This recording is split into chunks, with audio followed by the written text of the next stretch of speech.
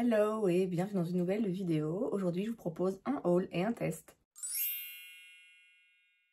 Je vous l'ai dit récemment dans un vlog, il va y avoir pas mal de hauls qui vont arriver là sur ma chaîne dans les prochaines semaines. D'habitude, ce que je fais, c'est que j'attends d'avoir plusieurs commandes qui sont arrivées ou d'avoir une plus grosse commande pour vous faire vraiment un haul un peu plus important.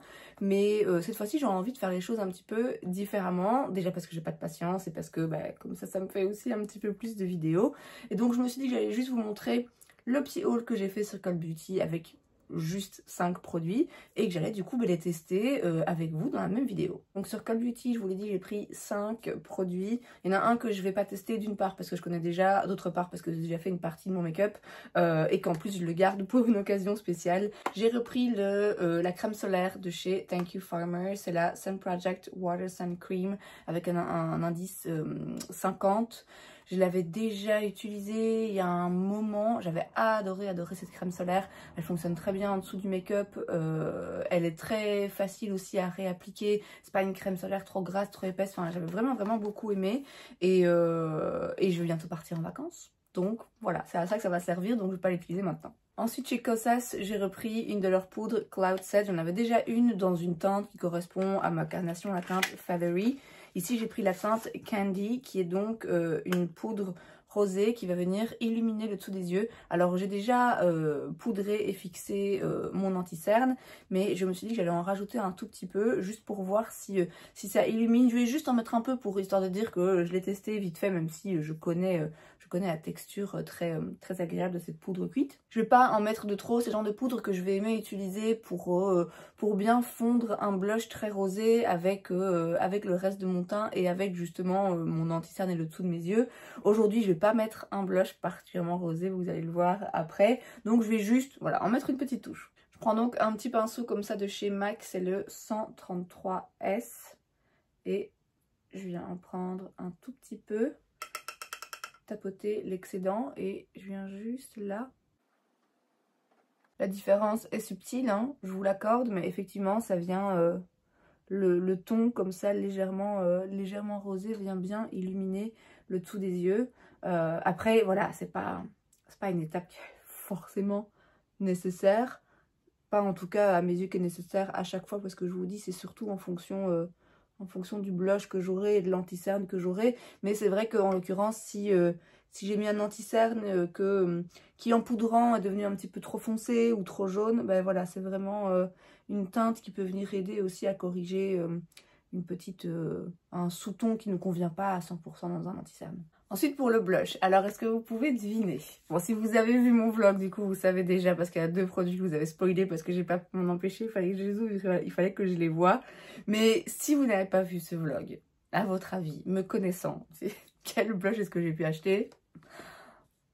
Un blush de chez Patrick Ta dans les nouvelles teintes. J'ai hésité hein, parce qu'il y a une autre teinte aussi qui me dit beaucoup, je pense que c'est la teinte She Goes to the Gym, qui est plus foncée, plus rosée, qui je trouve manque à ma collection par rapport à la teinte que j'ai prise chez Seductive, qui ressemble à une autre que j'ai déjà. Mais écoutez, de toute façon, au point où je suis, je pense que je vais tous les prendre un jour ou l'autre. J'adore ces blushs, ils sont tellement beaux. C'est franchement pas les plus simples à utiliser, ça demande un petit peu une prise en main, mais ils ont un effet que je retrouve nulle part ailleurs. Et c'est un duo, hein. Alors normalement, instinctivement, on aura envie de mettre d'abord la crème et ensuite la poudre par-dessus, et on peut faire comme ça aussi, mais Patrick Ta lui utilise en faisant l'inverse, en utilisant d'abord la poudre et puis la crème par-dessus, et je trouve qu'en faisant comme ça, en fait, la crème vient vraiment flouter et rajouter un aspect un petit peu naturel au blush. Si on fait l'inverse, faut quand même un petit peu faire gaffe. Quoi qu'on fasse, faut un petit peu faire gaffe parce qu'ils sont pigmentés et c'est pas les plus faciles à utiliser. Mais si on met d'abord la crème et ensuite la poudre, ouais, la poudre elle est pigmentée, donc on peut vite se retrouver avec un truc un peu trop intense, mais c'est vraiment des blushs que je trouve absolument splendides. Je suis pas sûre que ça va forcément... Je sais pas si tous les produits que je vais tester aujourd'hui vont forcément tous bien aller ensemble, mais c'est pas grave, j'ai trop envie de les tester. Et juste pour faire un point de comparaison, ça c'est la teinte Not Too Much que j'avais donc déjà, et donc ça c'est la nouvelle teinte. Donc il y a une différence, c'est subtil mais...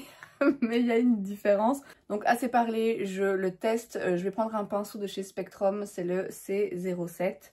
Et je vais donc d'abord dans la poudre et je viens bien tapoter et même au-delà, je vais déjà venir le mixer sur le dos de ma main pour éviter d'en avoir trop parce qu'ils sont pigmentés. Excusez-moi, une petite pause pour me moucher. Je suis toujours malade, hein, si jamais. Enfin, quand vous verrez cette vidéo, je le serai plus, j'espère bien. Mais là, je suis toujours malade. Et d'ailleurs, j'ai plein de petites peaux mortes là autour de mon nez. Donc c'est pas très joli, mais qu'importe. Ça vire un petit peu plus au rosé sur mon teint, j'ai l'impression. Ce qui est pas plus mal, hein, parce que du coup, ça va mieux avec mon pull. Très jolie couleur. Et donc maintenant que j'en suis là, je sais pas pourquoi je le referme. Je frotte mon pinceau et je vais aller de l'autre côté. J'ai essayé de rester sur le même côté.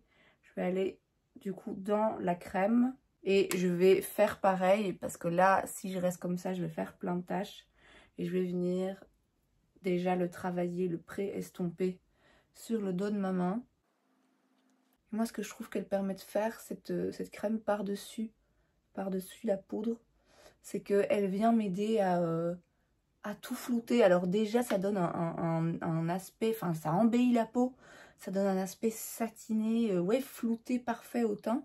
Et en plus, elle m'aide à venir fondre le blush, en fait. Le blush poudre qui, là, comme ça, est pas forcément le mieux fondu dans mon teint. Et c'est fait exprès, je sais que j'ai pas besoin de trop bien le fondre et d'y aller hyper doucement parce que je sais que, par la suite, la crème va m'aider à venir tout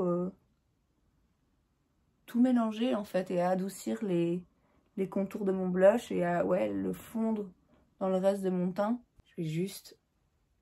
Allez, ici un petit peu, je me suis un peu emballée quand même. Très jolie teinte, plus rosée que ce que je pensais. Définitivement une différence hein, avec l'autre. Donc finalement, peut-être que j'aurais pas besoin de retourner prendre la teinte She Goes to the Gem, qui en plus est un petit peu plus foncée. Donc je suis pas sûre que ce serait le plus approprié pour moi. Donc voilà, le blush. Et alors ouais, moi c'est l'effet en fait sur la peau du blush que je trouve à chaque fois absolument fantastique, et le fait que ça tienne, et puis la versatilité aussi, le fait que je peux avoir uniquement un blush poudre si j'ai envie, uniquement un blush crème, je peux les mélanger dans le sens que je veux et ça fonctionne à tous les coups.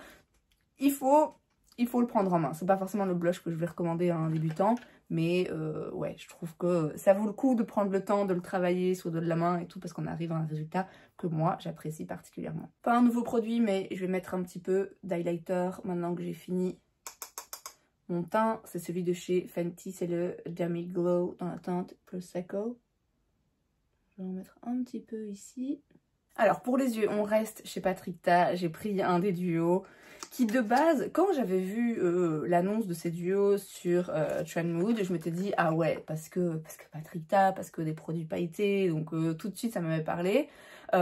Ça coûte 42 € il me semble pour un duo. Il y a eu tout un bazar à l'époque de personnes qui disaient que c'était cher. J'admets, hein, c'est cher effectivement, mais on avait bien pensé finalement. Un phare mono, un Moondust de chez Urban Decay, c'est un peu plus de 20 balles pour un phare. Donc finalement, c'est pas beaucoup plus cher que ces produits-là. Et bref, il y a eu un petit peu une polémique, ça a fait le buzz et du coup, ça a mis ces produits un petit peu en avant. Et c'est vrai que quand j'en ai vu quelques revues, au début, je me disais, ouais, finalement, je suis pas sûre que ce soit le genre de produit qui me plaise. Et c'est vrai que c'est un petit peu cher. Est-ce que ça vaut vraiment le coup en sachant que j'ai déjà le Space Cowboy de chez Urban Decay que j'utilise tous les jours et qui finalement me suffit. Et puis finalement, j'ai vu d'autres revues, j'ai vu des vidéos passer de ces petits duos que je trouvais très beaux et je me suis dit non, non Émilie, ça ne te suffit pas, ça ne te suffit jamais quand il s'agit de make-up. Et donc j'ai eu envie de les prendre. Ils étaient en rupture de stock, ils sont revenus sur Call of Duty, je sais pas s'il en reste encore. Moi j'ai pris la teinte du coup Do You Know Who I Am. Et donc bon, les packaging chez Patrick Ta sont très jolis mais ils deviennent vite un petit peu crado. Et donc voilà à quoi ça ressemble. C'est vraiment splendide. Il y avait une autre teinte aussi qui m'intéressait, un autre duo qui au début m'intéressait, dans les tons un petit peu taupe comme ça, mais plus clair. Mais apparemment, d'après les images que j'en ai vues, finalement, c'est pas l'effet que je préfère. Et il y avait une autre teinte, enfin un autre duo que j'aimais bien aussi, avec une teinte dorée et une argentée, mais celui-là était déjà plus disponible. Mais c'était celui-là, hein. C'était celui-là qui, quand j'avais vu des images, m'avait fait me dire ah si, je vais le prendre. Donc encore une fois, pas sûr que ça aille forcément avec le reste, mais je vais déjà commencer par les swatcher. Ouh là là, j'ai hâte de mettre mes doigts dedans. Alors c'est sec, c'est définitivement une texture un petit peu sèche et pour autant j'ai pas l'impression que ce soit le genre de truc qui fait des chutes. Vous allez rien voir, vous allez pas voir la beauté du truc. Mais alors effectivement c'est déjà des teintes légèrement différentes et c'est une texture un peu différente. C'est un fini un peu différent. Cette teinte, c'est un peu plus vraiment des paillettes, plein de micro paillettes. Celle-ci, il y a un petit peu plus de base. C'est vraiment très joli. Alors, je sais pas si ça vaut forcément les 40 balles. Parce qu'en soi, des fards pailletés, on peut en trouver des très beaux dans des palettes aussi. Hein. Et je vous dis, le Space Cowboy de Urban Decay, c'est mon préféré. Après, c'est quand même le même prix. Mais ouais, c'est très joli. Je pense que là, la lumière rend vraiment pas justice au produit. Mais ouais, bah, ça brille, après forcément ça me plaît. Hein. C'est surtout cette teinte que j'ai envie d'utiliser aujourd'hui. Je sais pas si je vais mettre l'autre par-dessus ou pas. Sur mes yeux, j'ai un petit reste d'anti-cerne. J'ai pas poudré, j'ai rien mis par-dessus. J'espère que ça va pas faire de chute sur mon teint. Donc je prends cette teinte là en haut et j'y vais. Je vais pencher un petit peu ma tête au cas où il y ait des chutes. Eh ben non, pas de chute. Pas de chute du tout. Donc je vais faire la même de l'autre côté. Et je vais quand même rajouter l'autre par-dessus. Qui est un petit peu plus pailleté. C'est tellement joli. Celui-là, je vais un tout petit peu. Je vais me mettre de façon un petit peu moins régulière. Et je vais un tout petit peu l'étirer aussi. Pour que les paillettes soient un peu réparties partout. C'est très beau. Vous allez rien voir. Vous allez rien voir. Mais je pense que c'est vraiment le genre de petites paillettes. En fonction de la lumière, c'est une dinguerie. Là, je vois que c'est pas, ça donne pas le max que ça peut donner. Mais je reconnais ce genre de paillettes. Et je sais que quand je vais aller me regarder dans la lumière de la salle de bain, je vais me dire waouh. C'est, ouais, je sais déjà que c'est très beau. Après, voilà, de nouveau, est-ce que ça vaut forcément le coup de dépenser le prix de certaines palettes pour avoir juste deux fards? C'est à chacun de voir. Moi, en l'occurrence, j'adore le make-up, j'adore Paprika et j'adore ce genre de produits pailletés. Donc, pour moi, ça vaut le coup. Et le dernier produit que j'ai acheté, c'est un crayon à lèvres de chez Saie. C'est le Lip Liner 101 que j'ai pris dans la teinte Flirt. Alors, en ce moment, je sais pas ce que j'ai. Mais c'est pas le premier crayon à lèvres que j'achète dans des prix un petit peu plus élevés. C'est pas le plus cher, hein, mais bon, c'est quand même, à mon avis, pas loin de 20 € pour un crayon à lèvres. Je sais pas pourquoi, alors que j'arrête pas de dire que mes préférés, c'est ceux de chez Catrice qui coûtent 3 balles. Mais en ce moment, ouais, j'ai envie de tester plein de crayons à lèvres. Donc je vais tester celui-ci. Ok, déjà, il est crémeux pour un crayon comme ça en bois à tailler. J'avais peur que ce soit un peu sec et pas du tout.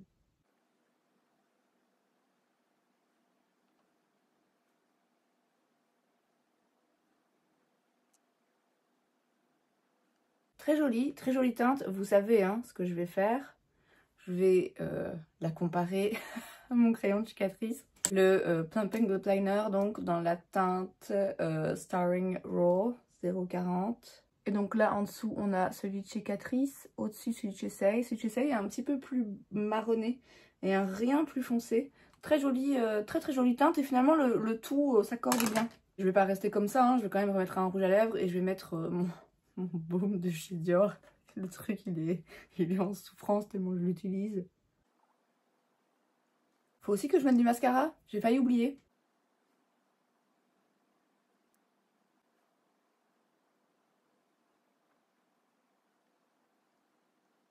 Bon, juste un peu histoire de dire, et voilà donc le résultat avec quelques-uns des nouveaux produits que j'ai achetés récemment et testés aujourd'hui avec vous. Comme d'habitude, je continue de les tester et je vous en dis des nouvelles à la fin du mois. Et c'est donc tout pour cette vidéo, j'espère que ça vous a plu. Si c'est le cas, n'hésitez pas à laisser un like, vous pouvez aussi vous abonner à ma chaîne parce que c'est gratuit, donc pourquoi pas. Et moi, je vous vois la prochaine fois. Bye!